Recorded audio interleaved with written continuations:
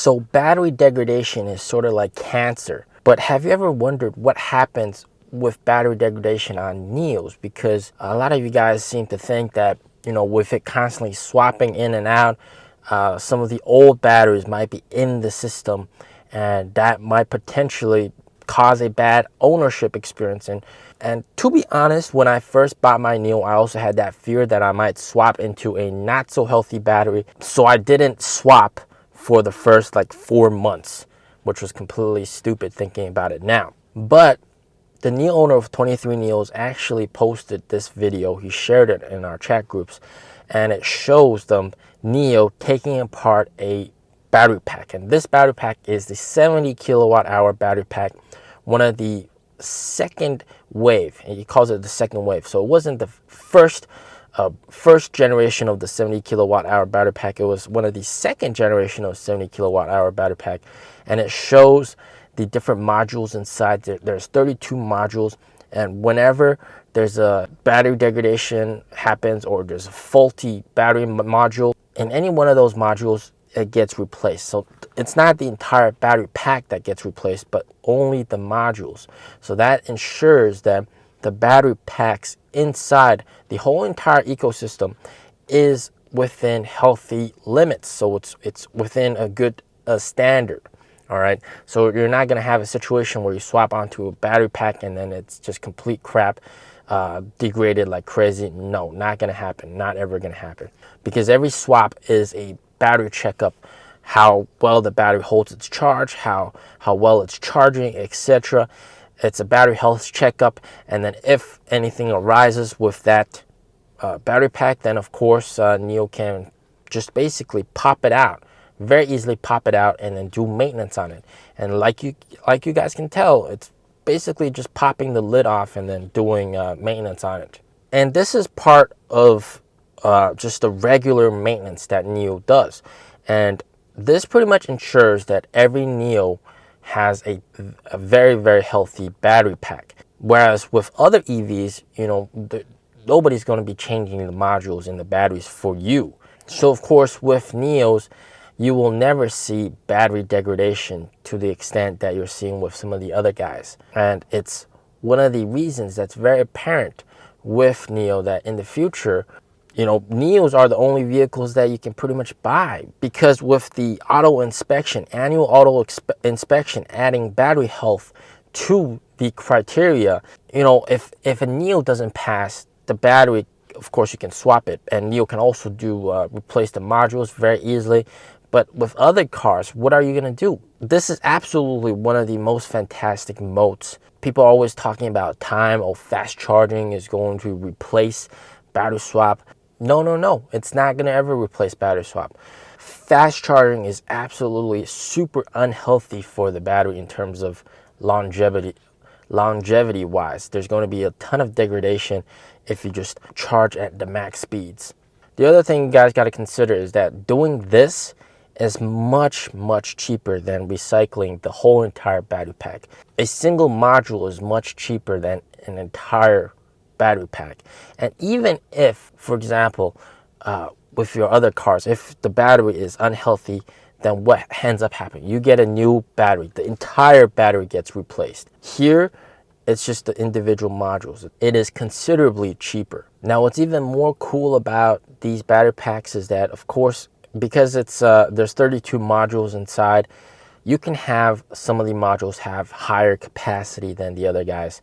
And that, of course, increases the overall kilowatt hours of the battery pack. So that's exactly what happened with the 75.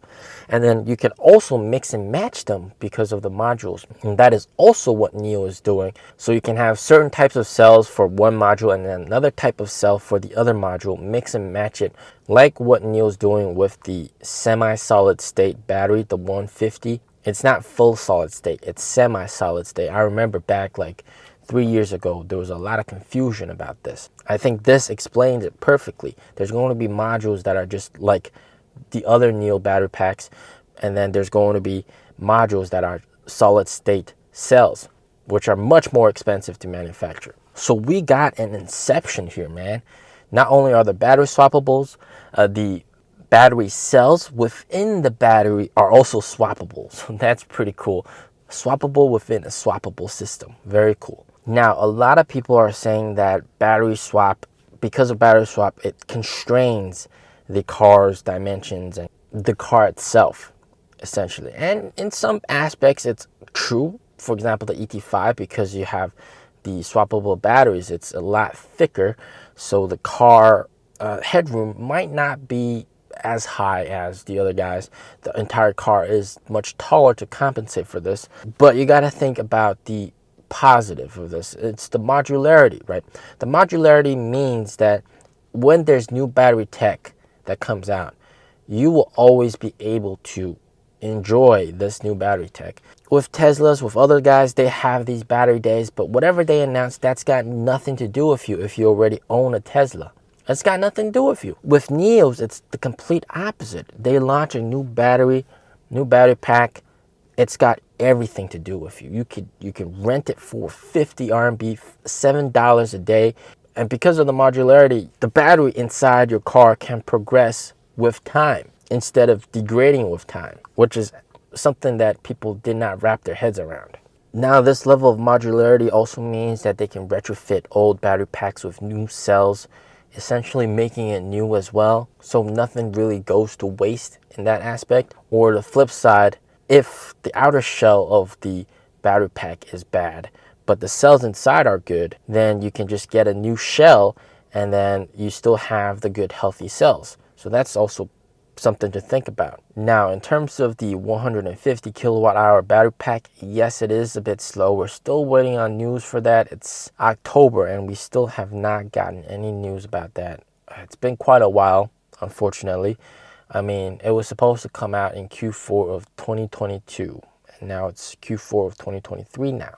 It's undeniable we are a bit behind, but looking forward, people think 150 is going to be the limit, but no, that's just the start. And remember, it's only half solid state for that pack. If it's full solid state, it can probably get to like 200 kilowatt hours or even higher. And of course, all this modularity just means that the potential is endless. One big takeaway is that they're constantly improving the existing battery packs. So like he said in this short video, that this is actually the second generation of the 70 kilowatt hour battery pack. So it's still 70, but they're already iterating on top of what they have and making it better, making improvements that we're not seeing, that most people don't know about. And NIO's not even talking about it. They're just quietly making improvements along the way. Sometimes different cells, sometimes different connections within the pack. And it's very nice to know that your battery is being quietly upgraded as time goes on and well maintained health-wise. It's a no-brainer, guys. I mean, no matter how good the other cars are, EVs, if they don't have battery swap, battery degradation is going to be a problem. That's just the way it is. All right, as always, stay safe, stay healthy. Peace out.